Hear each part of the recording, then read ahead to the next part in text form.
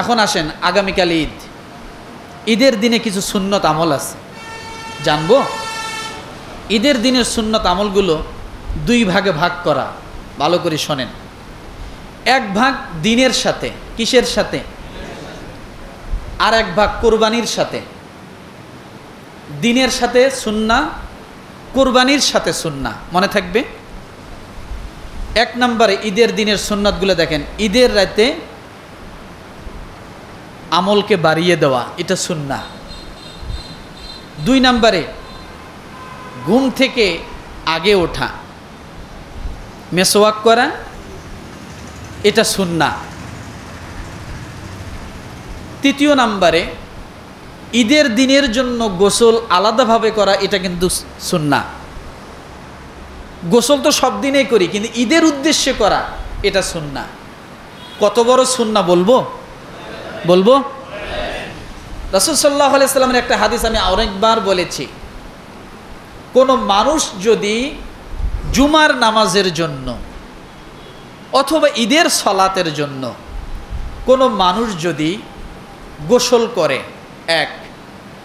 দ্বিতীয় নম্বরে সে যদি পায়ে হেঁটে আসে, দুই। সে যদি খুতবা শোনার উদ্দেশ্যে আগে আগে আসে, কয়টা গেল? তিনটা।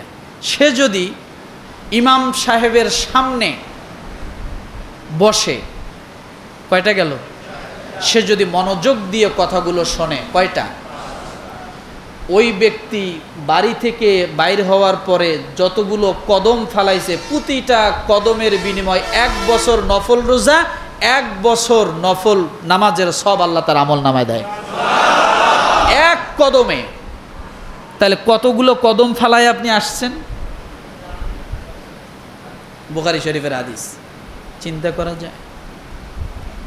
তাহলে গোসল করা এটা আলাদা একটা সুন্নাহ, মনে থাকবে। উত্তম পোশাক পরা, সুগন্ধি ব্যবহার করা। এরপরে 6 নাম্বার, কোরবানির সকালে কিছু না খেয়ে কোরবানিতে ঈদের মাঠে যাওয়া। এখানে একটা ভুল বোঝাবুঝি আছে। অনেকেই বলে যে যারা কোরবানি দিবে তারা রোজা রাখবে, আছে না? এখনো আছে যে যারা কোরবানি দিবে তারা রোজা রাখবে। কতক্ষণ? যতক্ষণ পর্যন্ত জবাই না হয়েছে। এই রোজা শব্দটা ঈদের দিন ব্যবহার করা হারাম। কি করা হারাম? কারণ ঈদের দিন এমনি রোজা রাখা হারাম। ঈদের দিন কি রোজা রাখা কি হারাম? তাইলে রোজা শব্দটা ঈদের দিন ব্যবহার করাটাও হারাম। তাহলে কি করতে হবে? এখানে বোঝার ভুল। সুন্নাহ হলো এইটা যে আপনি কোরবানির গোশত দিয়ে খান, কোরবানির দিন আপনি সকালবেলা না খেয়ে কি যাবেন? ঈদের নামাজে যাবেন। ঈদের নামাজ পড়ে আসার পরে আপনি কিছু খাইবেন, তাই বলি এটার নাম রোজা হয় না। এটার নাম কিন্তু রোজা হয় না।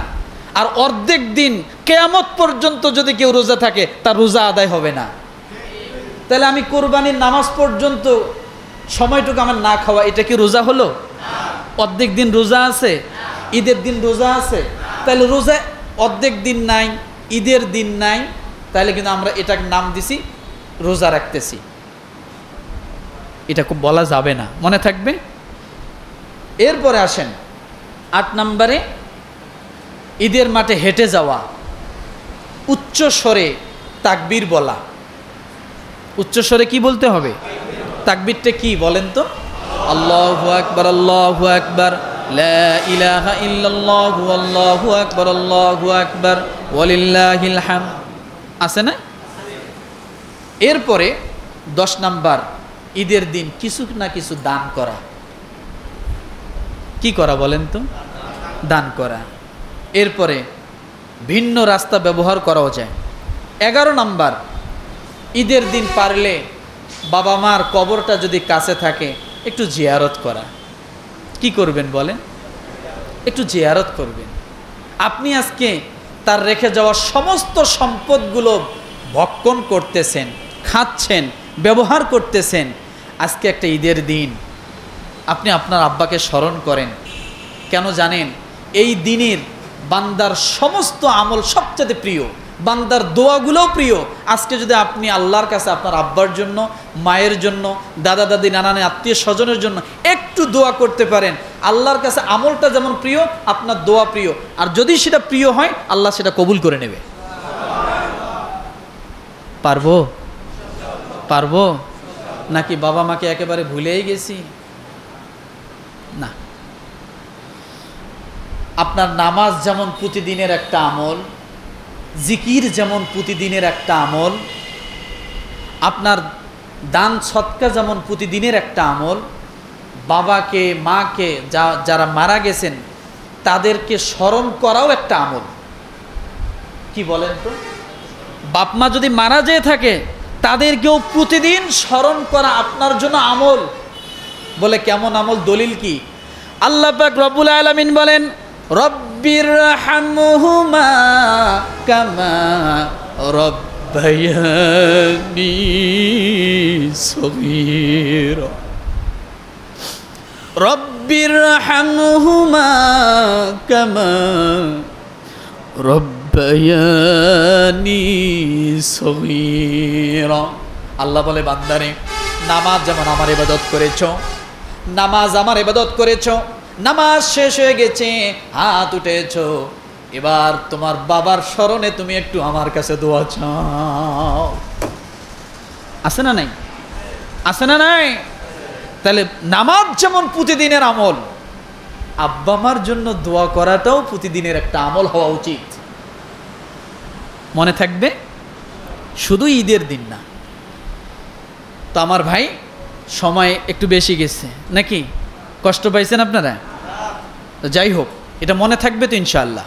আর আজকে ফজর থেকে নিয়ে শুরু হয়েছে প্রতি ফরজ নামাজের পরে আইয়ামে তাশরিক, যেটাকে বলা হয় আল্লাহু আকবার, আল্লাহু আকবার, লা ইলাহা ইল্লাল্লাহু, আল্লাহু আকবার, আল্লাহু আকবার, ওয়ালিল্লাহিল হামদ। এইটা বলা প্রত্যেকের জন্য ওয়াজিব, নারী এবং পুরুষ।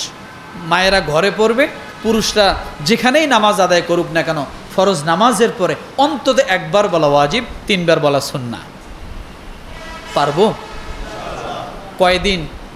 13 তারিখ আসর পর্যন্ত মোট 23 ওয়াক্ত। আজকে ফজর থেকে শুরু হয়েছে, 13 তারিখ আসর পর্যন্ত প্রতি ফরজ নামাজের পরে একবার করে আল্লাহু আকবার, আল্লাহু আকবার, লা ইলাহা ইল্লাল্লাহু, আল্লাহু আকবার, আল্লাহু আকবার, ওয়ালিল্লাহিল হামদ, এটা বলা ওয়াজিব। এটা নারী পুরুষ সকলেই বলবে। মোট 23 ওয়াক্ত। মনে থাকবে ইনশাআল্লাহ। তাহলে আমরা কোরবানির সমস্ত বিষয়গুলো মোটামুটিভাবে আলোচনার শেষ সমাপ্তি করলাম।